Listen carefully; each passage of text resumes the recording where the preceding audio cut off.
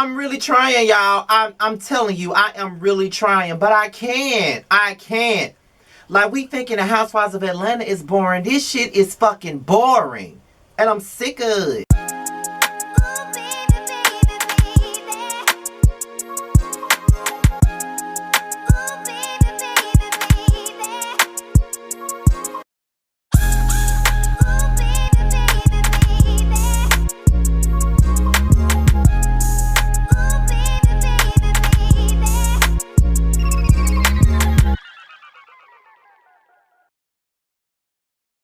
What's going on, y'all? This be your boy Scattered by Nature TV, and we're here for another review of Growing Up Hip Hop Atlanta Season 4, Episode 2. So let's get right on into it. So then we get into the Brat, okay? I know I don't really review this show like this. This is probably gonna be my first season reviewing it in full.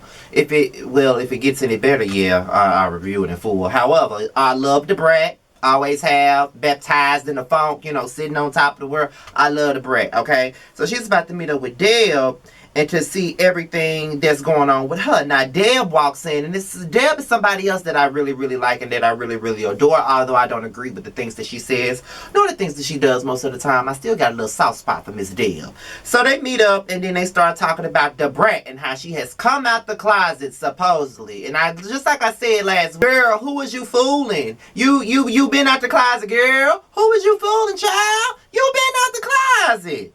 I don't know who the hell you thought you were fooling, but you been out the closet, girl. But you know, the Brat is happy. She's known Judy for a long time, and she's just glad to be in the space that she's in at this point in time in her life. And it's really nice to see Brat happy and being loud and out loud, basically. Live and out loud, living her truth. So then, you know, Deb wants to host a luncheon to talk about the Trump stuff.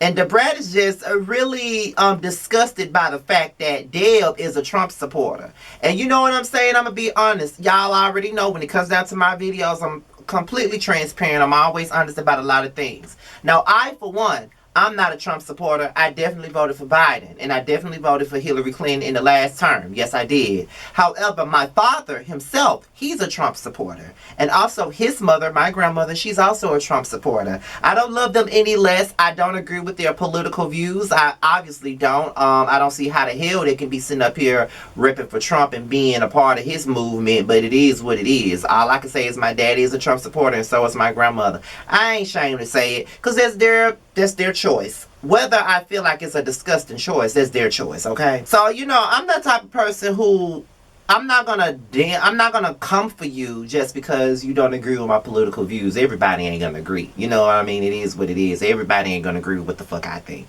However, if I think you a damn fool for representing these motherfuckers, I'm just gonna let your ass know that. Brad really ain't feeling going to the luncheon because she's scared of COVID. As you can see, she's sitting in her confessionals with the mask on. You know what I mean? And I'm just trying to figure out what the hell type of guidelines that Growing Up Hip Hop have. Because some people wearing masks, some people ain't. You know, in the Housewives of Atlanta, some of them, sometimes they don't wear masks on set. All the producers do, and sometimes they, I don't know, child. But you got to do what you got to do in the midst of a pandemic. Then they start talking about Johnny Blaze, and you know, the Brat really ain't feeling Johnny Blaze. She still feel like Johnny Blaze is not the type of artist for Deb to work with, but Deb wants to give her another chance. So Bow Wow and his mama, she's always been a beautiful woman. She never ages. They're sitting down talking about Bow Wow's up-and-coming album and how this is going to be his last album and how he wants to talk about all of his relationships within this album. And he goes down the list naming all the women that he been with, from Keisha Cole to Black China to Miss Joey to everybody. And my thing about this is, Bow Wow, you 34. I'm 31. I was like, what, 11 when you first came out with Bow Wow? No, with Bounce With Me. That was your first song. I was 11 when you came out with Bounce With Me. I was headed to the 6th grade this summer. And, you know, people like me were your fans. Like, we grew up with you. But, I mean, we don't really care because you haven't had an album out in years. And I feel like as a child star, and a lot of child stars go through this, they really don't know how to transition well enough to adulthood. A lot of the times they struggle to find their ways in the adult arena. Let's just take Monica, Brandy, and Aaliyah, for example. While Brandy was the bigger teenage sensation, Monica was also a big teenage sensation, but somehow, some way, she managed to transition over to adulthood as far as her music is concerned better than Brandy did. And I'm guessing because of the fact that Monica's image was always mature anyway, so it wouldn't be hard to market her to adults now that she's not a teenager. Brandy was always that popcorn schoolgirl with the pom-poms, and it was pretty difficult for her to come out with Full Moon after all those years of being that girl with the cover girl contract and being Moesha and all this other stuff. All they could see was Brandy being a little kid, but when she came out with Full Moon, although it still went platinum, the numbers were not the same as Never Say Never. So she did have a bit of a struggle transitioning over to the adult arena, but Monica did not, and neither did Aaliyah, because again, Monica and Aaliyah's images were different from Brandy's. Brandy's was that team, you know, that team sensation. That was her image, but but Monica and Aaliyah's images were way more mature than hers from the start, so that's why it wasn't so hard for them to transition. And when it comes down to Bow Wow, it's really hard for him to transition because a lot of the time he didn't even write his own music for most of his career. Jermaine wrote his songs. I haven't really seen him with no big successful album in years. I think the last time he really had a big successful album was I do not know. The last time he had a big song was that Shorty Like Mine song, and that was like when I was in like the 12th grade. And I think he was, if I'm 31 now and he's 33 or 34, then I was like 17, so he had to be like 19 or 20 when that song came out. And that was probably the last one, but he did have a moderate hit with You Can Get It All. He did have a moderate hit with that one. But yeah, I don't know what make him think that we really care about his relationships, because we didn't care when he was Yay High, when Prometheus from 3LW was claiming she was with him. We didn't care then, and we damn sure don't care now. Bow Wow. Bye. So Johnny Blaze and Deb, they have a heart-to-heart, and Johnny Blaze, so beautiful, so talented, but their attitude is a mess, just like K. Michelle. They got their badass attitude, but they are very talented. Deb obviously loves Johnny. Johnny obviously loves Deb. Deb wants to help Johnny in any way that she possibly can, but at the end of the day, she already let her know, baby, listen, you only get one shot with me, and if you fuck this up, then that's just what it is. You just gonna fuck it up. That's just what it is. Like, I can't give you chance after chance like that no more. You got to get your shit together, and that's probably what she needs. She got to get her shit together so everybody, so people can see her for how we see her, talented. Don't nobody want to keep working with nobody that's toxic, so she got to get her shit together. So Shania, the diet chili. Okay, I've always felt like she looked like Chili. Are we sure that she's not Chili's daughter instead of Jermaine's daughter? But they start talking about Ayana having COVID-19, and that has hit Shania pretty hard. Like, she's graduated, she's had a birthday, and Ayana has not been there for her at all, has not reached out or nothing like that. And you know, sometimes with friendships, when you notice things like that, it's pretty clear that your friendship is now changing. It's not in the same place as it used to be. So it's pretty unfortunate, but sometimes friendships are not meant to stay the same sometimes. And I'm at that point right now where that's where I'm facing that harsh reality.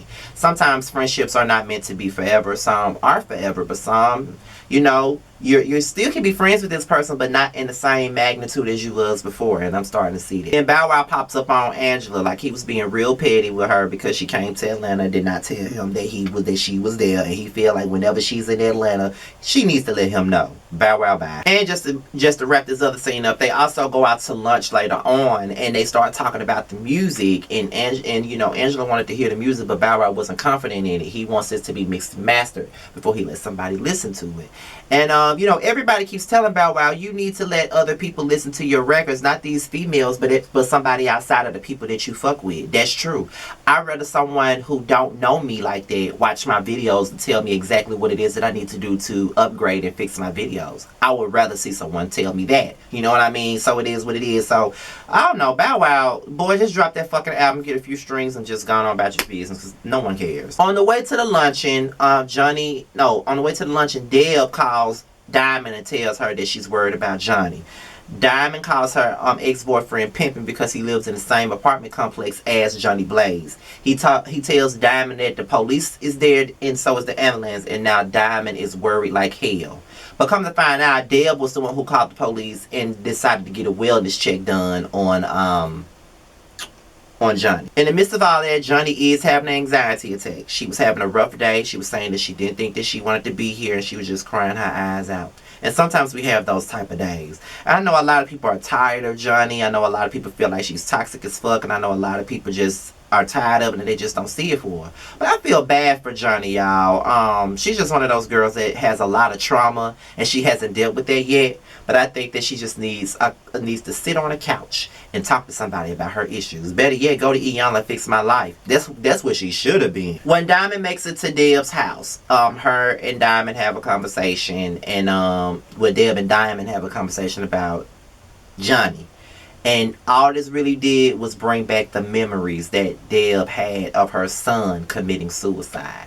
And she said that she did not take her son seriously when he was saying that he wanted to die. And that is the issue that I have with people. When people tell you that they want to commit suicide, or they having thoughts about suicide, and that they want to hurt themselves, you need to take that shit seriously. I take it very seriously when someone says that, because I have been a person that has battled with depression for most of my life. And I am someone who has had moments where I wanted to kill myself or even attempted it. In November 2019, I attempted it. You know what I mean? So it is what it is. Like, and no one knew shit. Not y'all, not anyone else, no one. Not my boyfriend at the time, no one. Okay? So when someone tells you that they don't want to be here, that shit is real. Listen to what they say. Real talk. And then we get to the luncheon itself. All the women arrive. Deb tells the women that Iyanla has COVID-19 and everybody is worried about her. Everybody is praying for her. But then Diamond started talking about Trump and saying that this was a Trump situation and all of this other stuff. And Lily was like, I just cannot believe that he was even the president. Girl, I agree with that. And that's shout out to Lily from SWV, because I love Lily from SWV. Lily is probably my favorite member of SWV. I've been loving Lily for a long time. I've been a big fan of SWV, and I've been following her son on Instagram forever. He don't even know who the fuck I am, but I just followed him just because I follow him and his sister. Only because I love Lily. Like, I love Lily. If I could get an interview with Lily one day, that would be amazing. I love me some Lily, like, for real, for real. And I was so excited when I found out that her and her kids would be on this show. To be honest, this is the reason why I'm reviewing the show. Because of the fact that Lily and her kids are going to be on there. Like, I wouldn't even fuck it with Growing Up Hip Hop Atlanta like that. But when I heard that Lily and her kids was going to be on there, I said, bitch, I'm watching. I'm watching. And I was very mad when I ain't see them in the damn promos like that. Bitch, y'all got to get it together. But that was a to be continued, though. Because we're going to get into the rest of the luncheon after that. And I want to see how Lily and Deb get into it about this Trump shit. I can't wait to see that. But with that being said, y'all, this is my review on Growing Up Hip Hop Atlanta. Be sure to like, rate, comment, subscribe, and share this video. Do whatever you see fit. Follow me on all social media. It will be at the bottom. With that being said, you guys, I'm out of here until my next video. I'll holler at y'all later. Peace out.